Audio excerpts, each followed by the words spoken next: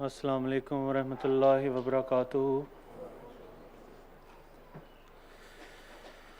اشہد ان لا الہ الا اللہ وحدہ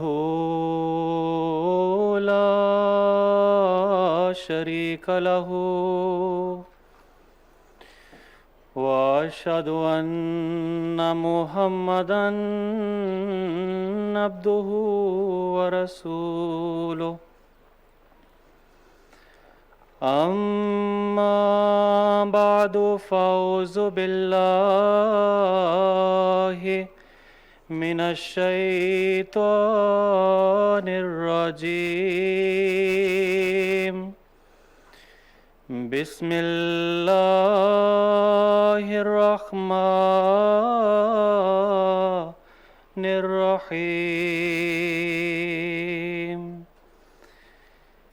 انما یأمر مساجد اللہ من آمن باللہ والیوم الآخر وأقام الصلاة وآتى الزكاة ولم يخش إلا الله فعسى أولئك أن يكونوا من المهتدين۔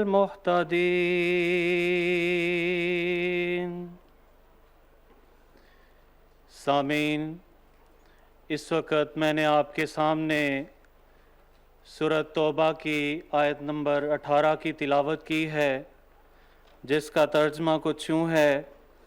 اللہ تعالیٰ فرماتا ہے، اللہ کی مساجد تو وہی آباد کرتا ہے جو اللہ پر ایمان لائے اور یوم آخرت پر اور نماز قائم کرے اور زکوٰۃ دے اور اللہ کے سوا کسی سے خوف نہ کھائے، پس قریب ہے کہ یہ لوگ ہدایت یافتہ لوگوں میں شمار کیے جائیں گے۔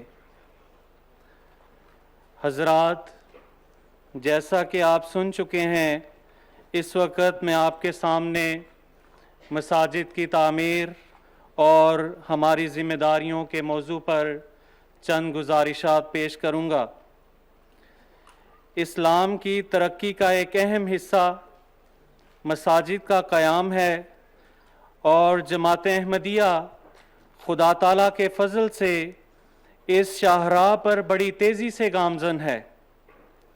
آج جہاں ایک طرف پاکستان میں احمدیوں کی مساجد کو بے رحمی سے شہید کر دیا جاتا ہے، وہاں دوسری طرف اللہ تعالیٰ کے فضل سے جماعت احمدیہ کو دنیا کے 200 سے زیادہ ممالک میں ہزارہا مساجد تعمیر کرنے کی توفیق مل رہی ہے۔ حضرت مسیح موعود علیہ السلام نے جو یہ پودا قادیان کی گمنام بستی میں لگایا تھا، آج اس کی شاخیں دنیا بھر میں پھیل چکی ہیں۔ جماعت احمدیہ بیلجیم بھی اسی کی ایک شاخ ہے۔ یہاں بھی اللہ تعالیٰ کے فضل اور حضور انور اید اللہ تعالیٰ بن اصل عزیز کی رہنمائی میں اشاعت اسلام کا کام بڑی تیزی سے ہو رہا ہے۔ چونکہ مساجد کی تعمیر کا مضمون مالی قربانی سے تعلق رکھتا ہے، اور مساجد کی تعمیر کی اہمیت کے حوالے سے حضرت صلی اللہ علیہ وسلم ایک موقع پر فرماتے ہیں، جس نے اللہ کے لیے کوئی مسجد بنائی ہو، خواہ چھوٹی ہو یا بڑی، اللہ تعالیٰ اس کے لیے جنت میں گھر بنائے گا۔ حضرات، اگر ہم حضرت صلی اللہ علیہ وسلم کے زمانے پر نظر ڈالیں تو آپ صلی اللہ علیہ وسلم کے زمانے میں غریب اپنی طاقت کے لحاظ سے خرچ کرتا تھا اور امیر اپنی وسعت کے لحاظ سے خرچ کرتا تھا۔ غریب صحابہ بھی بے چین رہتے تھے کہ کاش ہمارے پاس بھی مال ہو تو ہم بھی خرچ کریں۔ حضرات، جب جہاد پر جانے کے لیے باوجود ان کی خواہش کے مالی تنگی اور سامان کی کمی کی وجہ سے صحابہ کو پیچھے رہنا پڑتا تھا تو ان کی آنکھیں آنسو بہاتی تھیں اور ان کے دل بے چین ہو جایا کرتے تھے، اور یہ اتنی سچی بے چینی تھی کہ اللہ تعالیٰ نے جو دلوں کا حال جاننے والا ہے اس نے بھی یہ گواہی دی کہ یہ بے چین دل اور آنسو بہاتی آنکھیں بناوٹی نہیں ہیں، بلکہ حقیقت میں ان کی یہی کیفیت ہے۔ اللہ تعالیٰ کے فضل سے جماعت احمدیہ بیلجیم مالی قربانی کے لحاظ سے کوئی نئی جماعت نہیں، بلکہ بڑی قربانی کرنے والی جماعت ہے، اور جو ہم قربانیاں کر رہے ہیں، اللہ تعالیٰ کے فضلوں کی جو بارشیں ہم دیکھ رہے ہیں، اس کا گننا جو ہے وہ ان کو ہم گن نہیں سکتے۔ آج سے قریباً 3.25 سال قبل حضور انور اید اللہ تعالیٰ بن نصر العزیز نے شورا کے ذریعے 10 سالہ موسک پروجیکٹ کا منصوبہ منظور فرمایا تھا کہ جماعت بیلجیم اگلے 10 سالوں میں بیلجیم میں 5 مساجد بنانے کی کوشش کرے۔ ہم دیکھتے ہیں کہ اللہ تعالیٰ اس جماعت کو وسع مکانہ کا جو الہام ہے اس کے تحت جماعت کی عین ضرورت کے مطابق جو ہے وہ جگہ دے رہا ہے، اور ہماری بظاہر چھوٹی سی جماعت ہے اور غریب جماعت ہے، تو اس کے باوجود اللہ تعالیٰ ہماری ساری جو مالی ضروریات ہیں وہ بھی غیب سے پوری کرتا چلا جا رہا ہے۔ حضرت مسیح موعود علیہ السلام فرماتے ہیں، اس وقت ہماری جماعت کو مساجد کی بڑی ضرورت ہے۔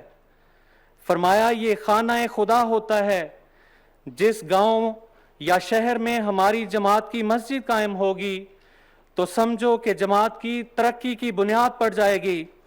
اگر کوئی ایسا گاؤں ہو یا شہر جہاں مسلمان کم ہوں یا نہ ہوں اور وہاں اسلام کی ترقی کرنی ہو تو ایک مسجد بنا دینی چاہیے، پھر خدا تعالیٰ خود مسلمانوں کو کھینچ لائے گا۔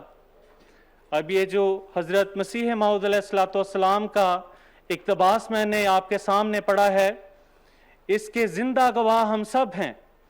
اس وقت جس جگہ پر جلسہ ہو رہا ہے، جب یہ پراپرٹی جماعت نے خریدنی تھی تو اس وقت بعض افراد جماعت بھی یہ کہتے تھے کہ آلکن کے شہر میں تو کوئی احمدی نہیں رہتا،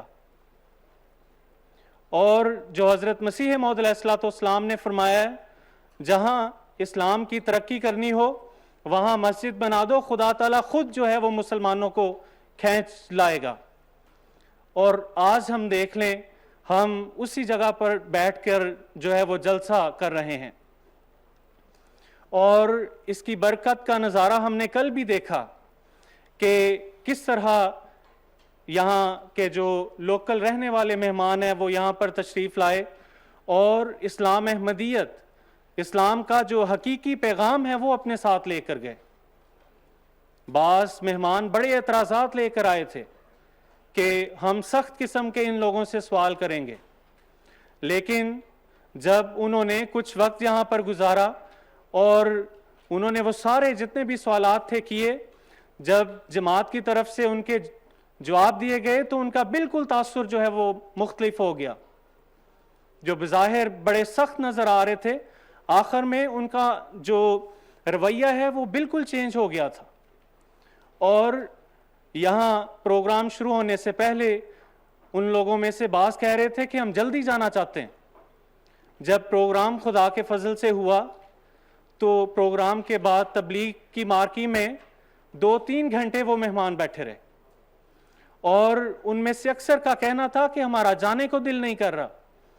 جو فیڈ بیک فارمولیر ہم ان سے فل کروائے گئے ہیں، اکثر کا انہوں نے یہ لکھا کہ آئندہ بھی جب آپ کے پروگرام ہوں تو آپ ہمیں ضرور جو ہے وہ بلائیں۔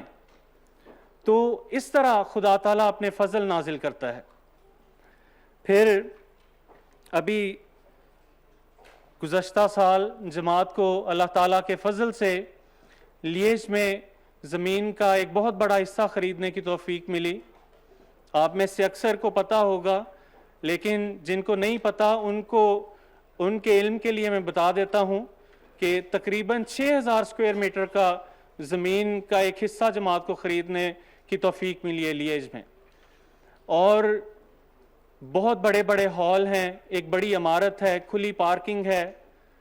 تو اس طرح خدا تعالیٰ اپنے فضل کرتا ہے. جب جماعت نے وہ جگہ دیکھی اس وقت بعض لوگوں نے محترم امیر صاحب کو کہا کہ جتنی اس کی قیمت ہے اتنے تو ہمارے پاس پیسے نہیں ہیں، اس کو ہم کس طرح خریدیں گے. لیکن ہم نے دیکھا، حضور انور اید اللہ تعالیٰ بن نصر العزیز سے رہنمائی لی. حضور نے فرمایا کہ توفیق ہے تو خرید لیں. حضور کی دعاؤں کی برکت سے جب جماعت کو مالی قربانی کی تحریک کی گئی تو بعض فدائی احمدی ایسے آگے بڑھے کہ ہزارہا یورو انہوں نے جو ہے وہ خدا تعالیٰ کی راہ میں دے دیے، اور جو رقم ادا کرنی تھی اس پراپرٹی کو خریدنے کے لیے وہ تقریباً 2 سے 3 مہینے میں پوری ہو گئی. 2 سے 3 مہینے پہلے ہمیں ایسا لگ رہا تھا کہ یہ کس طرح ہم خرید پائیں گے، لیکن جیسے ہی حضور انور اید اللہ تعالیٰ بن نصر العزیز کی دعا شامل ہوئی پھر خدا تعالیٰ کے فرشتے مدد کو آن پہنچے. اللہ کے فضل سے آپ سب نے اپنی اپنی توفیق کے مطابق بڑھ چڑھ کر جو ہے وہ مالی قربانی میں حصہ لیا. اب اسی وہ جو جماعت نے پراپرٹی خریدی ہے اس کی تعمیرات کا جو کام ہے وہ 2 فیزز میں ہوگا. پہلا تو یہ جو عمارت ہے اس کو جماعت رینوویشن کر کے اس کا ایک حصہ نماز سینٹر اور مربی ہاؤس بنائے گی.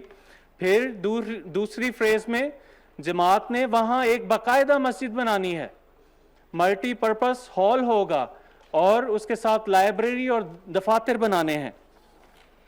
حضرت مسیح موعود علیہ الصلوۃ والسلام نے ایک جگہ فرمایا ہے کہ ایک بات دیکھنے میں آتی ہے جب احباب جماعت کو مسجد فنڈ کے حوالے سے توجہ دلائی جاتی ہے تو عموماً یہ ہم دیکھتے ہیں کہ آخری 2 مہینوں میں احباب جماعت بھی جو ہے وہ اپنے اپنے جو وعدہ کیے ہوتے ہیں اس کی ادائیگی کرتے ہیں، اور جو انتظامیہ بھی ہے وہ بھی آخری 2 مہینوں میں زیادہ زور لگاتی ہے. زیادہ پسندیدہ جو چیز ہے وہ یہ ہے کہ جو بھی خدا تعالیٰ کے ساتھ ہم نے مالی قربانی کے حوالے سے وعدہ کیا ہوا ہے اس کو 12 مہینوں پر تقسیم کر لیں. اس سے یہ ہوگا کہ بعض اوقات جب اچانک سال ختم ہو رہا ہوتا ہے تو اس وقت بعض احباب کو اس طرح مالی قربانی کرنے میں مشکل پیش آتی ہے، اور حضرت مسیح موعود علیہ الصلوۃ والسلام نے بھی اس چیز کو پسند فرمایا اور یہ نصیحت کی ہے کہ مالی قربانی جو ہے وہ مستقل مزاجی کے ساتھ کرنی چاہیے، ہر مہینے کرنی چاہیے. میں اس موقع سے فائدہ اٹھاتے ہوئے لجنہ کو بھی خصوصی توجہ دلانا چاہتا ہوں کہ تاریخ اسلام عورتوں کی قربانیوں سے بھری پڑی ہے کہ کس طرح انہوں نے اشاعت اسلام کے لیے اپنی جانوں اور مالوں کی قربانیاں کی، اور یہی نظارے ہم جماعت احمدیہ میں بھی دیکھتے ہیں. حضرت مسلم موعود رضی اللہ تعالیٰ عنہ نے جب اس زمانے میں عورتوں سے جو برلن کی مسجد ختیجہ بننی تھی اس کے حوالے سے مالی قربانی کی تحریک کی تو عورتوں نے بڑھ چڑھ کر مالی قربانیاں کی. بعض تو ایسی خواتین تھیں جنہوں نے اپنے پورے کے پورے زیورات جو ہے وہ خلیفۃ المسیح کی خدمت میں پیش کر دیے کہ یہ ہماری طرف سے خدا تعالیٰ کی گھر کو تعمیر کرنے کے لیے قبول فرمائیں. اور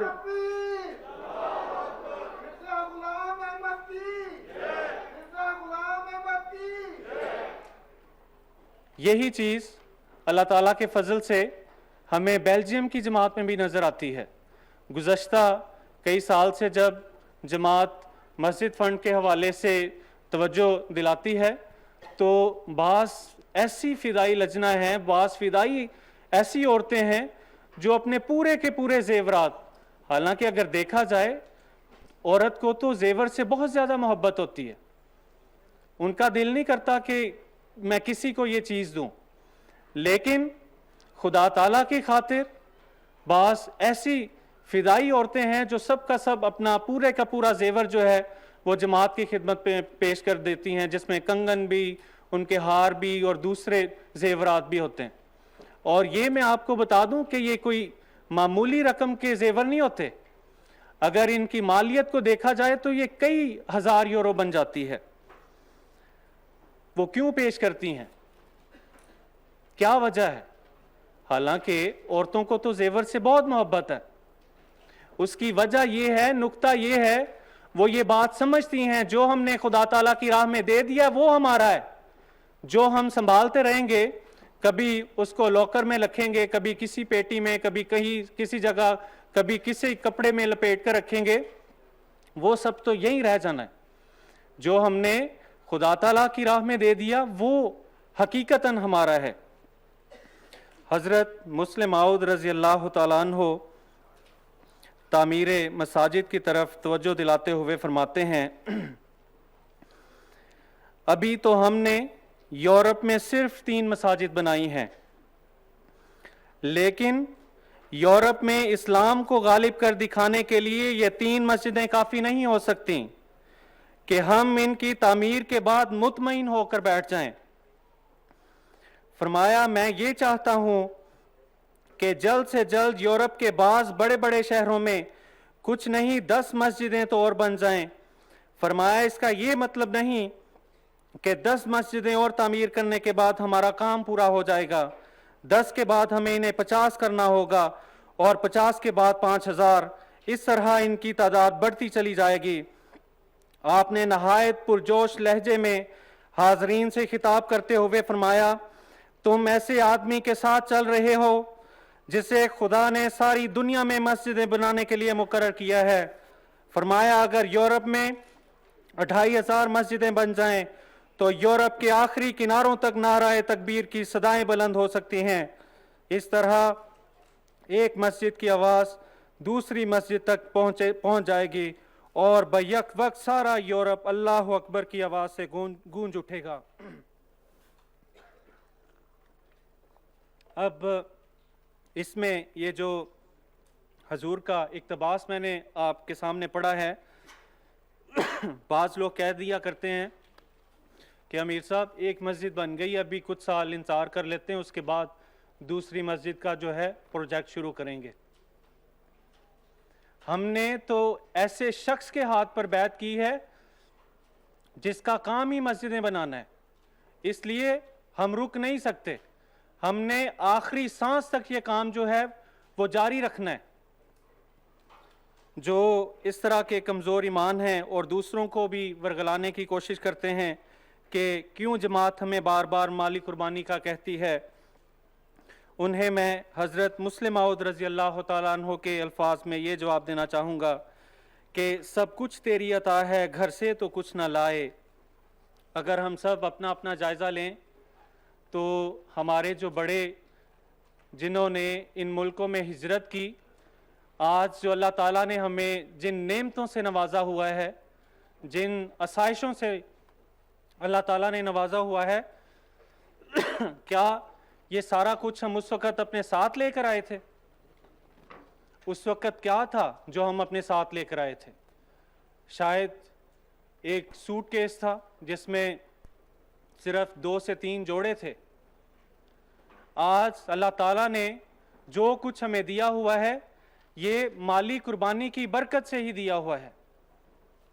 اگر ہم مالی قربانی سے پیچھے ہٹیں گے تو جو ہم خدا تعالیٰ کے فضلوں کی بارش اپنے اوپر ہوتا ہوا دیکھتے ہیں، یہ فضلوں کی بارش جو ہے یہ بھی آہستہ ہو جائے گی. اس لیے ہم نے کبھی بھی مالی قربانی سے نہیں پیچھے ہٹنا. اس وقت میرے سامنے ایک آیت کریمہ ہے جس کا میں ترجمہ آپ کے سامنے پڑھ دیتا ہوں. اللہ تعالیٰ فرماتا ہے، اور اے مومنو، جو کچھ ہم نے تمہیں دیا اس میں سے موت آنے سے پہلے خرچ کرو، تا ایسا نہ ہو کہ جب موت آئے تو خرچ کرنے والے کو کہنا پڑے کہ اے میرے رب، تو نے مجھے کیوں تھوڑی سی ڈھیل نہیں دی تاکہ میں اس ڈھیل میں کچھ صدقہ کر لیتا اور نیک بن جاتا. ہمیں یہ انتظار نہیں کرنا چاہیے کہ انسان پر جب نزع کا عالم آ جاتا ہے، جب انسان کے درمیان ایک چھوٹی سی لکیر ہوتی ہے کہ انسان موت کے قریب ہوتا ہے، اس وقت انسان کہتا ہے کہ اتنا صدقہ کر دو، یہ خدا تعالیٰ کی راہ میں دے دو، اتنا اس قریب کو دے دو، یہ مسجد کی تعمیر کے لیے دے دو. فرمایا کہ اس وقت کوئی فائدہ نہیں ہوگا. نزع کی حالت میں تو توبہ بھی قبول نہیں ہوتی. اس لیے جو لوگ یہ انتظار کرتے رہتے ہیں کہ اللہ تعالیٰ جب ہمیں اور دے گا تو پھر ہم خدا تعالیٰ کی راہ میں دیں گے، میرے بھائیوں زندگی کا تو کوئی بھروسہ نہیں ہے۔ ہم میں سے کتنے ہیں جو پچھلے کچھ سالوں میں ہم سے جدا ہو گئے؟ اس لیے جب بھی نیک کام کے لیے بلایا جائے سمعنا و اطعنا کہتے ہوئے لبیک کہنا چاہیے، اور جو توفیق ہو وہ فوری طور پر جو ہے وہ پیش کرنا چاہیے۔ بس وہ لوگ جو مالی کشائش کے بعد دل میں کنجوسی محسوس کرتے ہیں، ان کو یاد رکھنا چاہیے کہ سب چندے اللہ تعالیٰ کے فضلوں کو سمیٹنے کا ذریعہ ہیں۔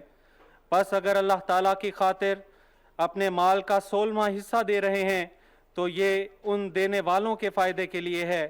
اللہ تعالیٰ قرآن کریم میں ایک جگہ فرماتا ہے کہ میں تمہارے مالوں کو 700 گنا یا اس سے بھی زیادہ بڑھا کر واپس کر دیتا ہوں۔ اب ذرا ہم میں سے ہر ایک اپنا اپنا جائزہ لے سکتا ہے۔ پچھلے چند سالوں میں جتنی بھی جس کو مالی قربانی کرنے کی توفیق ملی، اگر کسی نے 5,000 یا 50,000 یا 1,00,000 یورو خدا تعالیٰ کی راہ میں قربان کیے ہیں، تو آج دیکھیں اس کے عوض میں، اس کے بدلے میں اللہ تعالیٰ نے ہمیں کتنا بڑھا چڑھا کر دیا۔ ہم میں سے کئی ایسے ہیں جو ملینز یورو کی پراپرٹی کے مالک ہیں۔ اللہ تعالیٰ کبھی بھی ادھار نہیں رکھتا۔ شرط یہ ہے خدا تعالیٰ کی راہ میں دیں گے تو پھر خدا تعالیٰ بھی فضل کرے گا۔ حضرت خلیفۃ المسیح خامس سید اللہ تعالیٰ بن نصر العزیز فرماتے ہیں، حضور کے ان بابرکت الفاظ پر میں اپنی گزارشات کو ختم کرتا ہوں۔ حضور فرماتے ہیں، اللہ تعالیٰ ہر احمدی کو توفیق دے کہ ہماری جو بھی مسجد بنے اس کی خالص بنیاد تقویٰ پر ہو، اور ہمیشہ ہمارا شمار اللہ تعالیٰ کے عبادت گزاروں میں سے ہو، اللہ تعالیٰ کے حضور جھکنے والے ہوں اور اپنی ساری مرادیں اور خواہشیں اس کے حضور پیش کرنے والے ہوں، اور اس خدا کو سب قوتوں کا مالک اور سب طاقتوں کا سرچشمہ سمجھتے ہوں اور خالص اسی کے ہو جائیں، اور اسی کے حکم کے مطابق اور موافق مسجدوں کو آباد کرنے والے بھی ہوں۔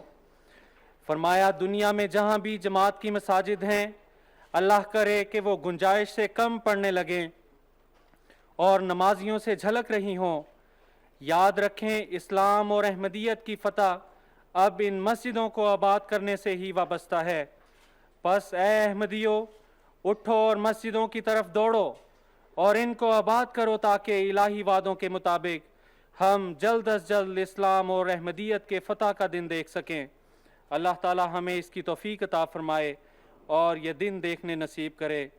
پس آخر میں میری دعا ہے کہ اللہ تعالی ہمیں ہمیشہ اپنی استطاعت سے بڑھ کر مالی قربانی کرنے کی توفیق عطا فرمائے، اور اللہ کرے کہ ہم ہمیشہ خلیفۃ المسیح کی آنکھوں کا ٹھنڈک کا باعث بنیں۔ آمین ثم آمین۔